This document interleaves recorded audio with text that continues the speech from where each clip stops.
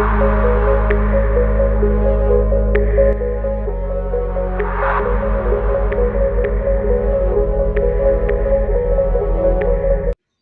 वालेकुम। उम्मीद करती हूँ आप सब खैरियत से होंगे। आप देख रहे हैं मेरा यूट्यूब चैनल।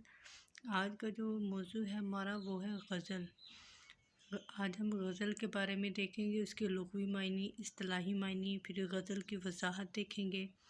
बहर क्या होती है, काफ़िया यानी कि गज़ल के बुनियादी अनासर कौन कौन से होते हैं, उन तमाम के ऊपर हम गुफ्तगू करेंगे। लेकिन वीडियो शुरू करने से पहले अगर आप लोगों ने मेरा चैनल सब्सक्राइब नहीं किया तो सबसे पहले मेरे चैनल को सब्सक्राइब कर दें और बेल आइकन को क्लिक कर दें ताकि मेरी हर नई आने वाली वीडियो का नोटिफिकेशन आपको मिलता रहे। जैसा कि पिछली वीडियो में हमने देखा था नात और हम्द के बारे में, आज हम गज़ल पर गुफ्तगू करेंगे। गज़ल के लुग़वी मायने हैं औरतों या औरतों के मुतालिक गुफ्तगू करना, चरखे की आवाज़, रस्सी बुनना, हिरन का बच्चा, मामलाते हुस्न व इश्क का बयान। इस्तिलाही माना, गज़ल शायरी की एक सिनफ है जो अशार का मजमुआ होती है और जिसको बाज़ाब्ता मंजूम होने के बाइस लगाया जाता है। गज़ल का अदबी मतलब अपने महबूब से गुफ्तगू करना है। आगे हम गज़ल की वजाहत देख लेते हैं। वजाहत, गज़ल अरबी ज़बान का लफ्ज़ है। गज़ल का लफ्ज़ गज़ाल से निकला है। गज़ाल के मानी हिरन के बच्चे के हैं। गज़ल उर्दू की मकबूल तरीन सिनफ़ शेर है। गज़ल औरतों या औरतों के मुताल्लिक़ गुफ्तगू करना है। हिरन के मुँह से बावक्त खौफ जो दर्दनाक चीख निकलती है उसे भी गज़ल कहते हैं। इस निस्बत से गज़ल वो सिनफ़ शेर है जिसमें मामलाते हुस्न व इश्क का बयान हो और इसमें दर्द व सोज बहुत नुमायाँ हो। इश्क व आशिकी गज़ल का सबसे बड़ा मौजू है और अमूमन गज़ल में हुस्न व इश्क की मुख्तलिफ़ कैफ़ियत मसलन दर्द व गम, सोज़ व गुज़ार, हिजर व विसाल, महबूब का जुल्म व सितम, उसकी बेवफ़ाई और नाज़ो अदा वगैरह का बयान होता है। पूरी गज़ल जो सी है वो एक बहर में होती है। गज़ल का मतला होना ज़रूरी है। मतला के दोनों मिसरे हम काफ़िया और हम रदीफ़ होते हैं, यानी पूरी गज़ल हम काफ़िया व हम रदीफ़ होती है। गज़ल के आखिरी शेर में मक्ता में शायर बिलामूम अपना तखल्लुस इस्तेमाल करता है। आगे हम देख लेते हैं बहर के बहर क्या होती है। बहर के लुग़वी मानी है समंदर या दरिया। इस्तिलाही मानी, बहर चंद ऐसे कलमात मौजू का नाम है जिन पर अशार का वज़न किया गया हो।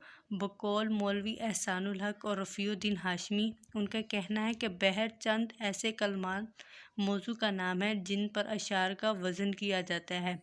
बहरों के औज़ान और उनके नाम मुकर्रर हैं। बहर जिन अज्जा से बनती है उनको अरकान कहते हैं और हर जुज़ को रुकन। आगे है काफ़िया। काफ़िया के लुग़वी मायने हैं पीछे आने वाला या पै दर पै, यानी कि एक दूसरे के पीछे आने वाला।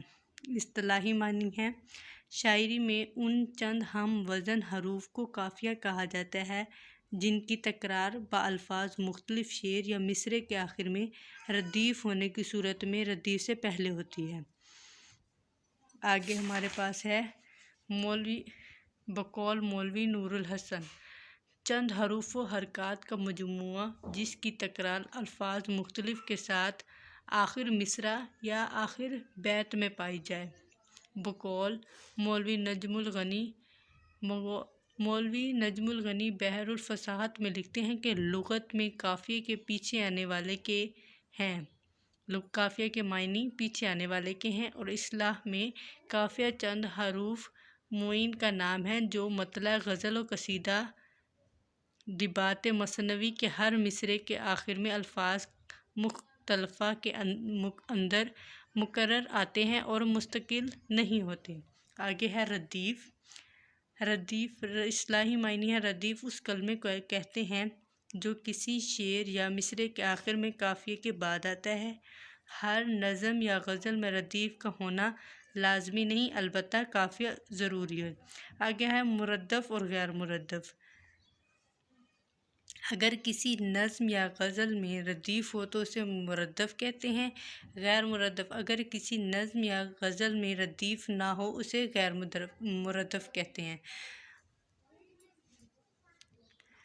عام طور پر غزلوں میں قافیے کے ساتھ ردیف کا اہتمام بھی کیا جاتا ہے۔ غزل، رباعی، دو بیتی، مثنوی، مصمت، قطعہ، قصیدہ وغیرہ میں حسب ضرورت ردیف سے کام لیا جاتا ہے۔ بعض قدیم شعراء کے ہاں قافیے کی بجائے ردیف کا استعمال بھی ملتا ہے۔ آگے ہے مطلع۔ مطلع کے لغوی معنی ہے طلوع ہونا اور آغاز۔ اصطلاحی معنی کسی غزل کے پہلے شعر کو مطلع کہتے ہیں، بشرطیکہ کہ اس کے دونوں مصرعے ہم قافیہ و ہم ردیف ہوں۔ یہ تھی آج کی ہماری ویڈیو۔ اگر آپ کو ویڈیو اچھی لگی ہو تو ویڈیو کو لائک کریں، شیئر کریں اور کومنٹ کریں۔ انشاءاللہ اگلی ویڈیو میں ملتے ہیں، اگلی ویڈیو میں نئے موضوع اور نئے عنوان کے ساتھ۔ اللہ حافظ۔